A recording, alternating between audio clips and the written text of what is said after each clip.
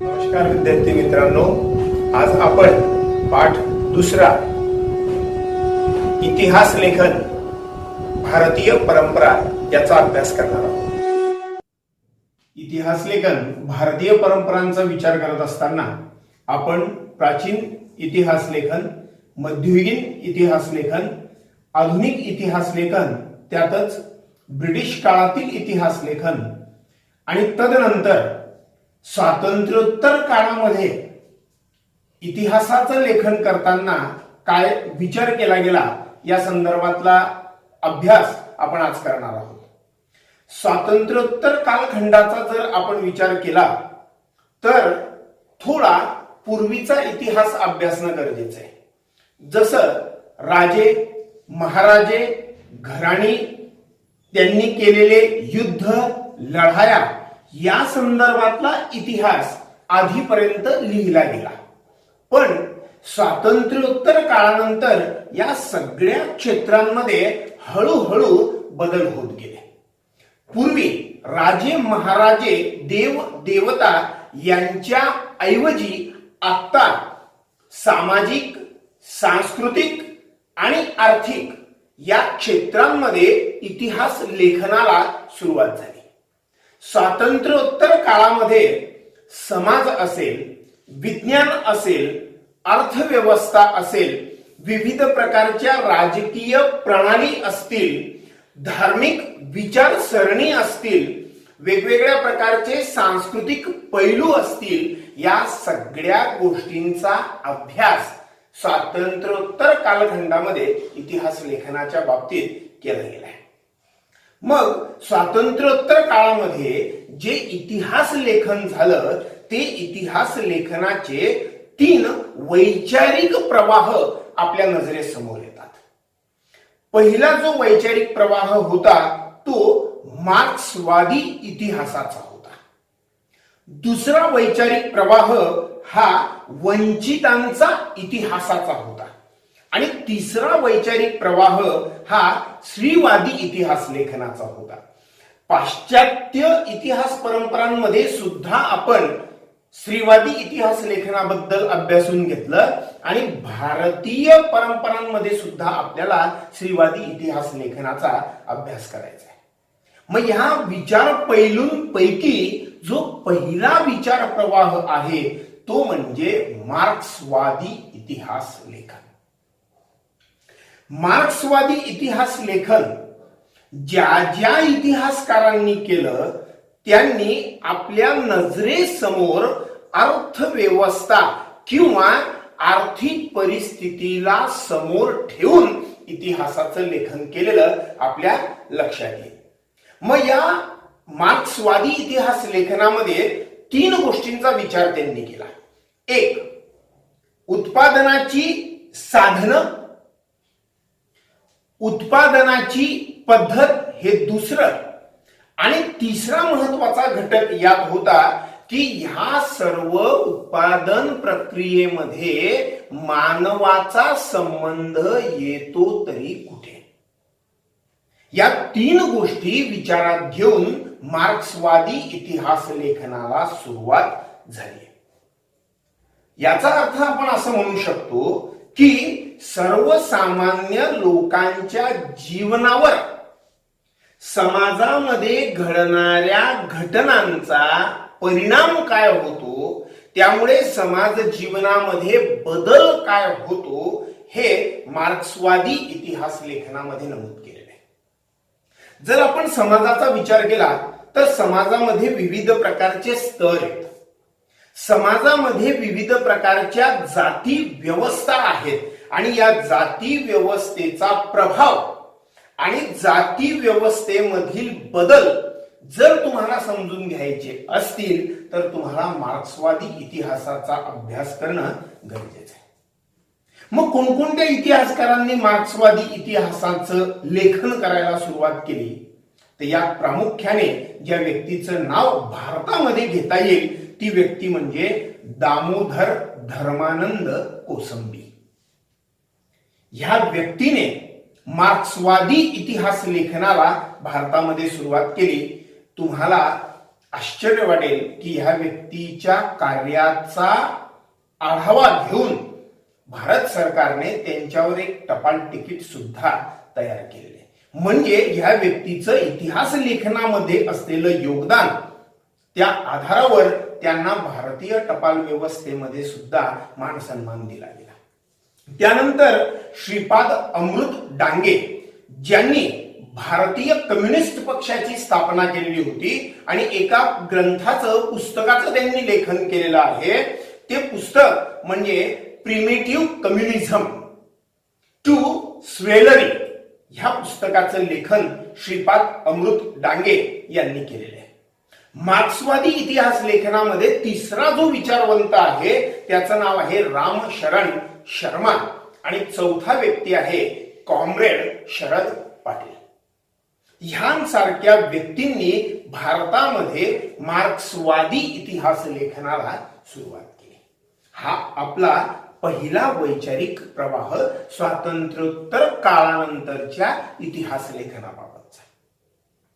दुसऱ्या विचार प्रवाहाकडे आपण वळूया, तो म्हणजे वंचितांचा इतिहास. समाजामध्ये अशी घटक असतात की जे घटक अनेक सोयी सुविधांपासून, अनेक प्रकारच्या मूलभूत गरजांपासून वंचित राहतात.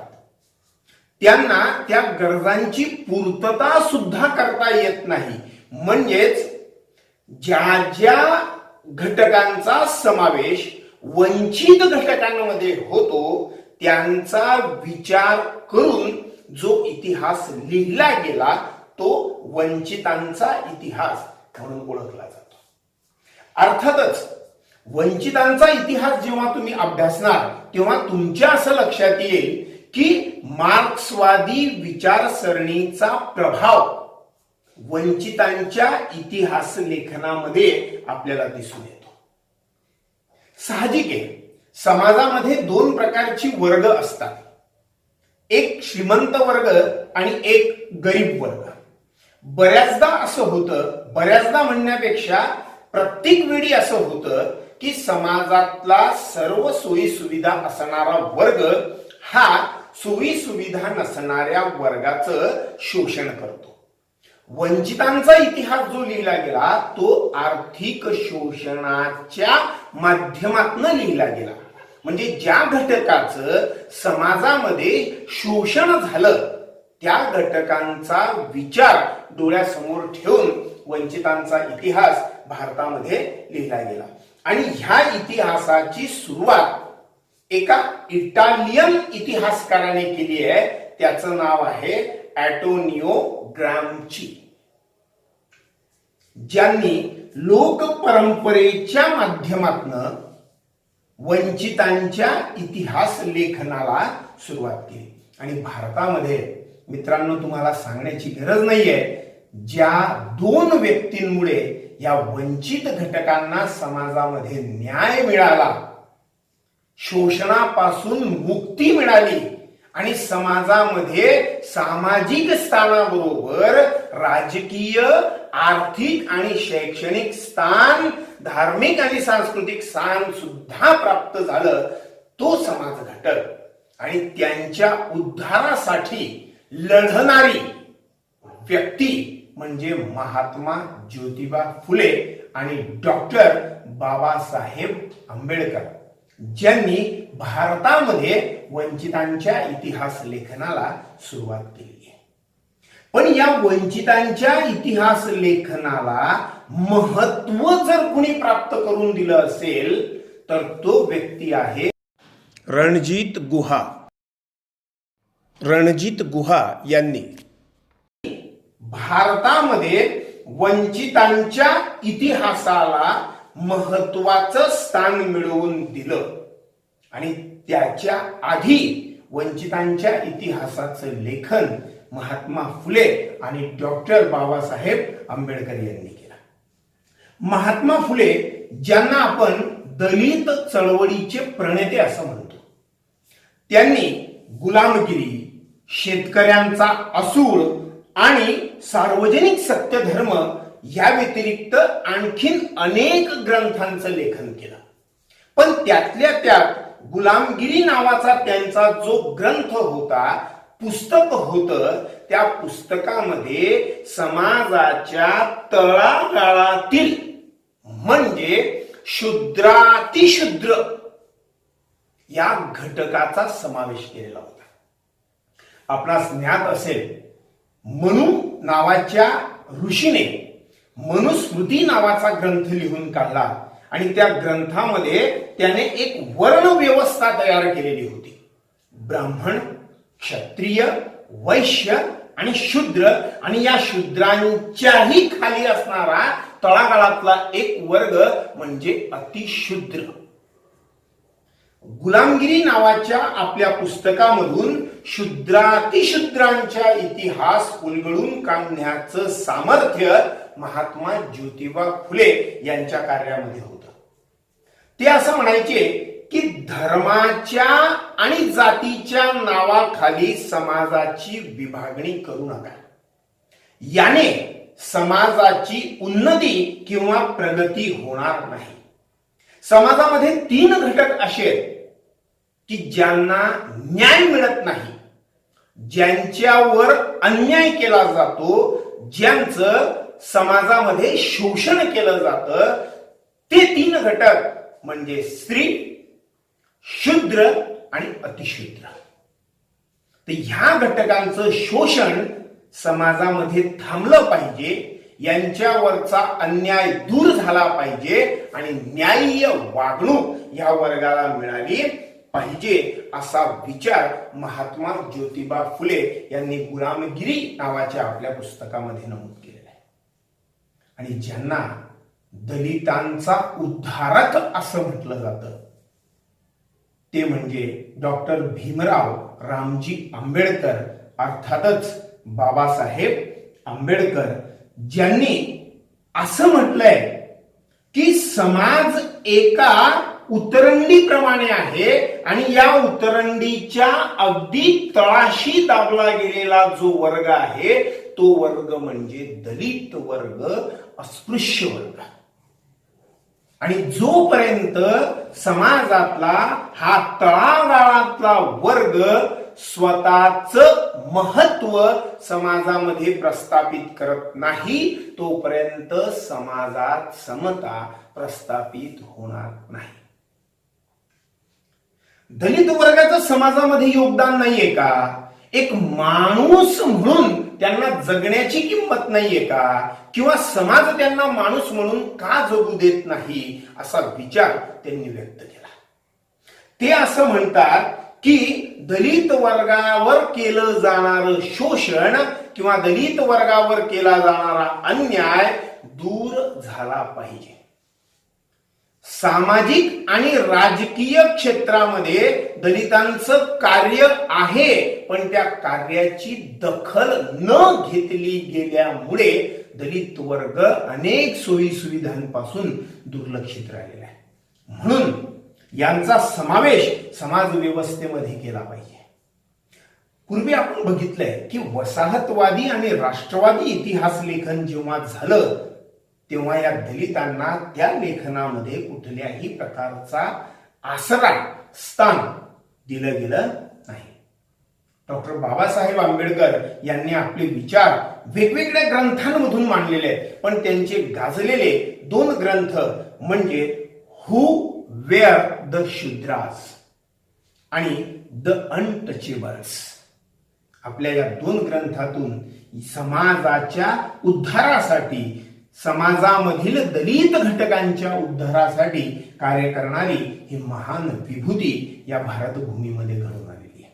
आणि स्वातंत्र्योत्तर काळात वंचितांच्या इतिहासाचं लेखन करताना महात्मा फुले आणि डॉक्टर आंबेडकर यांचं कार्य तितकंच मोठं आहे, हे आपल्याला अमान्य करता येणार नाही.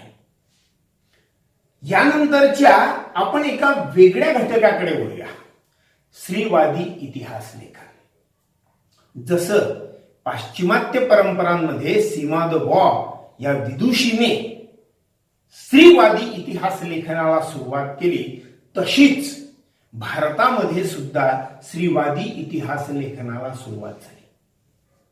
भारतीय समाज हा सुद्धा पुरुष प्रधान, आणि पुरुष प्रधान संस्कृती असल्या कारणामुळे साहजिकच समाजामध्ये स्त्री या घटकाला दुय्यम दर्जाचं स्थान दिलेलं होतं आणि त्यामुळे दुर्लक्षित केलेला हा घटक, एक जो आपण आधी शिकलो दलित वर्ग आणि दुसरा म्हणजे स्त्री हा घटक, की जो समाजाचा मूलभूत आधार आहे असा घटक जर का दुर्लक्षित राहत असेल तर त्यांच्याबद्दल पुढील काळात विचार करणं गरजेचं आहे. आणि म्हणून काही इतिहासकारांनी स्त्रियांनी निर्माण केलेलं साहित्य याबाबत संशोधन केलं. एवढंच नव्हे तर ते संकलन केलं आणि पुढील काळात मांडण्याचा प्रयत्न त्यांनी केला. स्त्रीवादी इतिहास लेखनाचा जेव्हा आपण विचार करतो तेव्हा एका विभूतीचं नाव घेणं गरजेचं आहे, ती म्हणजे ताराबाई शिंदे. ताराबाई शिंदे यांनी स्त्री पुरुष तुलना ग्रंथ लिहून काढला 1882 मध्ये आणि त्यात ते असं म्हणतात की पुरुष प्रधान व्यवस्था आणि जाती व्यवस्था यांना विरोध केला पाहिजे. समाजात स्त्रीला स्थान दिलं गेलं पाहिजे आणि म्हणून आपल्या या ग्रंथाच्या माध्यमातून त्यांनी स्त्रीवादी इतिहास लेखनाला सुरुवात केली. स्त्रीवादी इतिहास लेखनामध्ये पंडिता रमाबाई यांचं सुद्धा महत्वाचं योगदान आहे. The high caste Hindu woman नावाचा ग्रंथ त्यांनी 1888 मध्ये लिहून काढला आणि आपल्या या ग्रंथाच्या माध्यमातून तात्कालिक समाजामध्ये असलेलं स्त्रीचं स्थान कसं आहे आणि ते कसं झालं पाहिजे या संदर्भातले विचार मांडून ठेवले. त्यानंतर मीरा कोसंबी यांनी crossing thresholds feminist ages in social history नावाच्या पुस्तकाचं लेखन केलं आणि आपल्या या पुस्तकामध्ये त्यांनी 2 विभूतींचं वर्णन केलेलं आहे. एक म्हणजे पंडिता रमाबाई आणि दुसरी विभूती म्हणजे रखमाबाई जनार्दन सावे. कोण रखमाबाई? त्याच त्याच त्याच तुमच्या मनात जो विचार आलाय ना तोच. भारतातील पहिल्या महिला कार्यरत असणाऱ्या डॉक्टर. काय? आनंदीबाई जोशी. बरोबर, आनंदीबाई जोशी या भारतातल्या पहिल्या महिला डॉक्टर आहेत. पण जेव्हा डॉक्टरकीचं शिक्षण घेऊन त्या भारतात आल्या त्यानंतर काही वर्षातच त्यांचं निधन झालं आणि त्यामुळे त्या कार्यरत होऊ शकल्या नाहीत.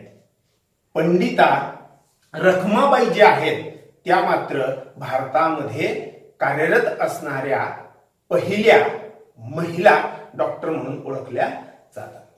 त्याच्यानंतर डॉक्टर शर्मिला रेगे यांनी writing caste, writing gender, reading Dalit women's testimonies नावाचा ग्रंथ लिहून काढला आणि या ग्रंथाच्या माध्यमातून दलित स्त्रियांबाबतचा समाजाचा दृष्टिकोन बदलला पाहिजे अशा दृष्टीचं लेखन त्यांनी केलं. सामाजिक वर्ग, जात यांच्यासारख्या ज्या बाबी आहेत त्या बाबी त्यांनी आपल्या या आत्मचरित्रात्मक ग्रंथामधून लिहून काढलेल्या लक्षात येतात. स्वातंत्र्योत्तर काळामध्ये स्त्रीवादी इतिहास लेखन करताना वेगवेगळे विषय घेतले गेले. काय विषय घेतले गेले असतील? स्त्रियांचं समाजामधलं स्थान, स्त्रियांना दिली जाणारी वागणूक कुठेही, मग ती नोकरीच्या ठिकाणी असो किंवा घरामध्ये असतो, स्त्रीला दिली जाणारी वागणूक आणि स्त्री या घटकाचा राजकीय क्षेत्रामध्ये असलेला समावेश, ह्या गोष्टी विचारात घेऊन स्त्रीवादी इतिहास लेखन भारतामध्ये सुरू झालं. हा सगळा असा हा इतिहास. पण ह्या व्यतिरिक्त काही इतिहासकार असं होते की ज्यांनी ह्या घटकांना बाजूला ठेवलं, ह्या घटकांना बाजूला ठेवलं म्हणजे मार्क्सवादी इतिहास लेखन असेल, वंचितांचा इतिहास लेखन असेल, स्त्रीवादी इतिहास लेखन असेल, ह्या गोष्टींना बाजूला ठेवून त्यांनी लेखन केलं असा हा वेगळा वर्ग, ज्यात सर यदुनाथ सरकार, सुरेंद्रनाथ सेन, त्र्यंबक शंकर शेजवलकर आणि गोविंद सखाराम सरदेसाई, रियासतकार, काय म्हणतात त्यांना, रियासतकार, ज्यांनी मराठी रियासत नावाचा ग्रंथ लिहून काढलेला आहे. आणि यांच्यामध्ये इतिहास संशोधक म्हणून ज्या दोन व्यक्तींचं नाव आपण घेऊ ते म्हणजे य दी फडके अर्थात यशवंत दिनकर फडके आणि रामचंद्र गुहा, ज्यांनी आधुनिक इतिहास लेखन करताना आपलं महत्वपूर्ण योगदान दिलेलं आहे. तर असा हा इतिहास लेखन भारतीय परंपरांचा अभिमान वाटणारा वैभवशाली इतिहासाचं आपण या पाठामध्ये अभ्यास केला.